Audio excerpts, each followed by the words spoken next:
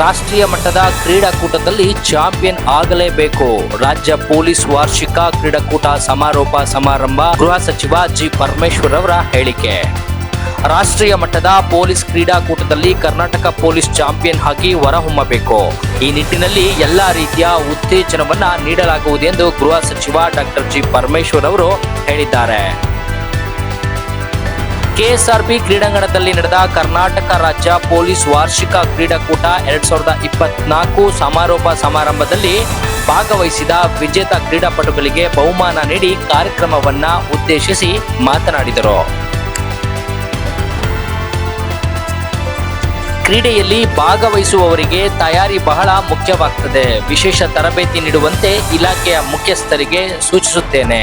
ರಾಷ್ಟ್ರೀಯ ಮಟ್ಟದ ಕ್ರೀಡಾಕೂಟದಲ್ಲಿ ಚಾಂಪಿಯನ್ ಆಗಬೇಕು. ತನಿಖೆಯಲ್ಲಿ ಕರ್ನಾಟಕ ಪೊಲೀಸ್ ಬೆಸ್ಟ್ ಪೊಲೀಸ್ ಎಂದು ಹೇಳುತ್ತಾರೆ. ಕ್ರೀಡೆಯಲ್ಲಿಯೂ ಕರ್ನಾಟಕ ಪೊಲೀಸ್ ಬೆಸ್ಟ್ ಎಂದು ಹೇಳುವಂತಾಗಬೇಕು ಎಂದರು.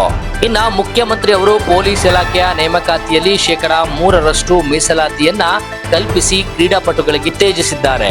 ಬೇರೆ ಯಾವ ರಾಜ್ಯಗಳು ಸಹ ಇಷ್ಟೊಂದು ಮೀಸಲಾತಿಯನ್ನ ನೀಡಿಲ್ಲ. ಕೆಎಸ್ಆರ್ಪಿ ಕ್ರೀಡಾಂಗಣ ನವೀಕರಣಗೊಳಿಸಲು 3 ಕೋಟಿ ರು ಅನುದಾನ ನೀಡಲಾಗಿದೆ. ಮುಂದಿನ ವರ್ಷದ ಕ್ರೀಡಾಕೂಟದ ವೇಳೆಗೆ ಸಿಂಥೆಟಿಕ್ ಟ್ರ್ಯಾಕ್ ಸಿದ್ಧವಾಗುತ್ತದೆ ಎಂದು ತಿಳಿಸಿದ್ದಾರೆ.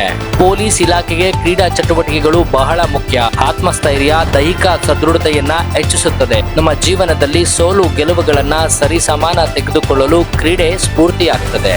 ಕ್ರೀಡಾಕೂಟ ನಮ್ಮೆಲ್ಲರ ಆತ್ಮಸ್ಥೈರ್ಯ ಹೆಚ್ಚಿಸಲಿ ಎಂದು ಪೊಲೀಸ್ ಕ್ರೀಡಾಪಟುಗಳಿಗೆ ಶುಭ ಹಾರೈಸಿದರು.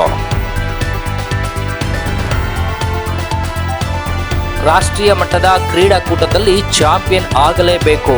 ರಾಜ್ಯ ಪೊಲೀಸ್ ವಾರ್ಷಿಕ ಕ್ರೀಡಾಕೂಟ ಸಮಾರೋಪ ಸಮಾರಂಭ. ಗೃಹ ಸಚಿವ ಜಿ ಪರಮೇಶ್ವರ್ ಅವರ ಹೇಳಿಕೆ.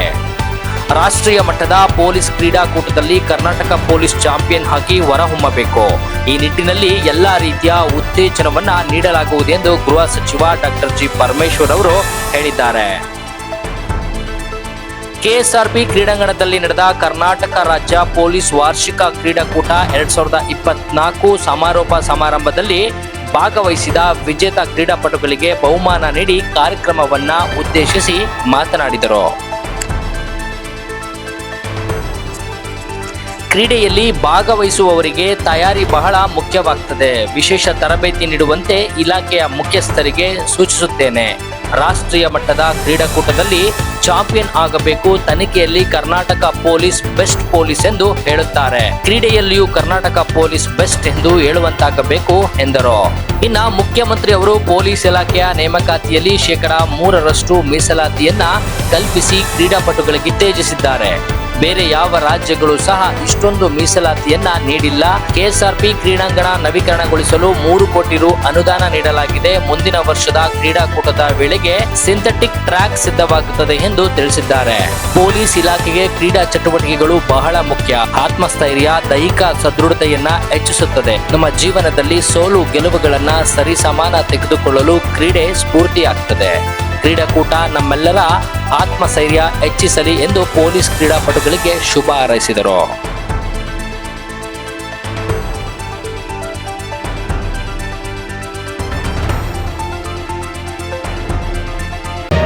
ಮತ್ತಷ್ಟು ಸುದ್ದಿಗಳಿಗಾಗಿ ನೋಡ್ತಾ ಇರಿ ಪಬ್ಲಿಕ್ ನ್ಯೂಸ್ 24x7. ಇದು ಸತ್ಯದ ಧ್ವನಿ.